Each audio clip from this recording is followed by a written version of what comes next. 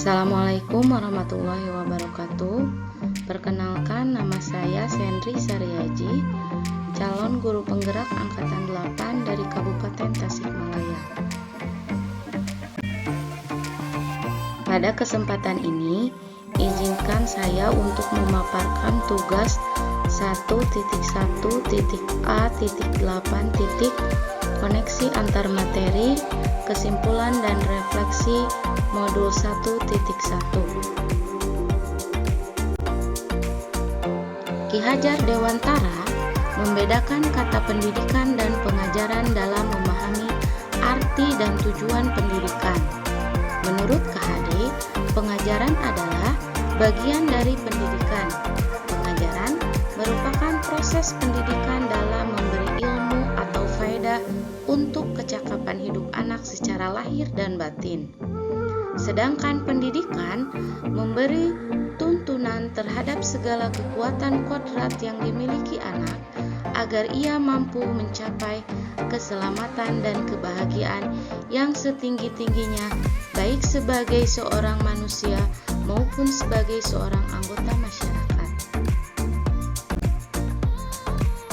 Ki Hajar Dewantara menjelaskan bahwa tujuan pendidikan yaitu menuntut segala kodrat alam yang ada pada anak-anak agar mereka dapat mencapai keselamatan dan kebahagiaan yang setinggi-tingginya, baik sebagai manusia maupun sebagai anggota masyarakat.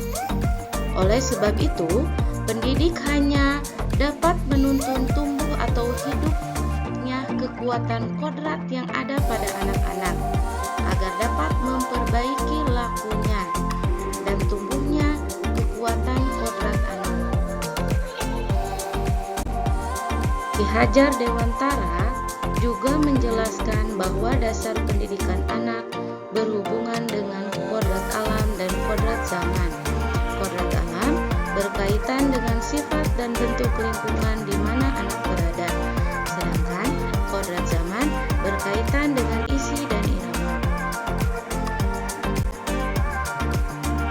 Yang terakhir, menurut Ki Hajar Dewantara, budi pekerti atau watak atau karakter merupakan perpaduan antara gerak pikiran, perasaan, kehendak, atau kemauan sehingga menimbulkan tenaga. Budi pekerti juga dapat diartikan sebagai perpaduan antara cipta, karsa sehingga menciptakan karya. Berikut merupakan proses pembelajaran dan suasana kelas saya sebelum mempelajari modul 1.1.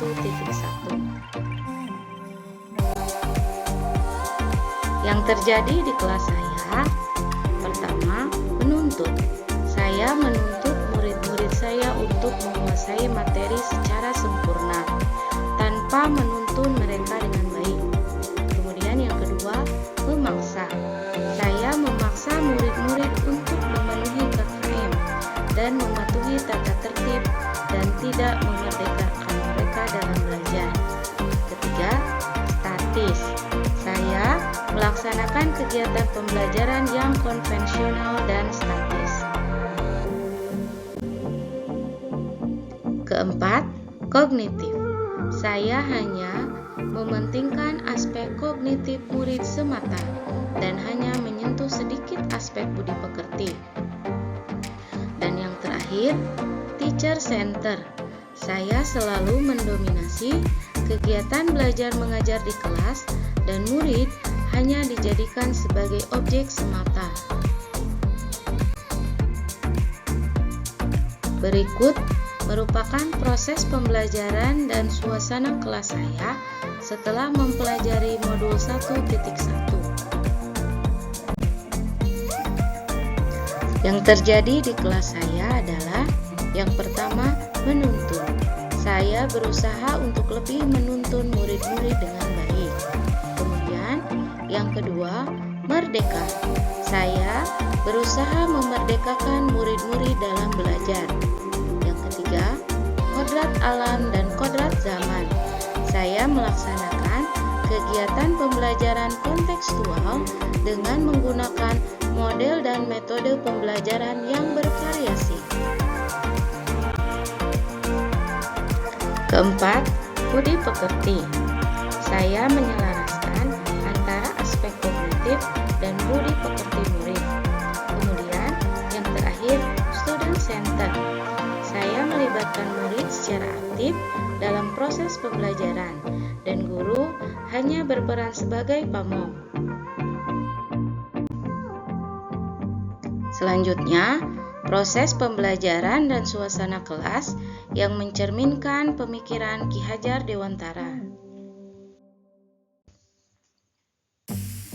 Proses pembelajaran dan suasana kelas yang mencerminkan pemikiran Ki Hajar Dewantara secara konkret dapat terwujud melalui pembelajaran bermakna dengan berpusat pada siswa. Guru dan siswa harus berkolaborasi untuk saling menggali kemampuan dan kompetensi yang dimiliki. Salam Guru Penggerak. Guru penggerak, tergerak, bergerak, menggerakkan. Sekian pemaparan tugas dari saya. Terima kasih. Wassalamualaikum.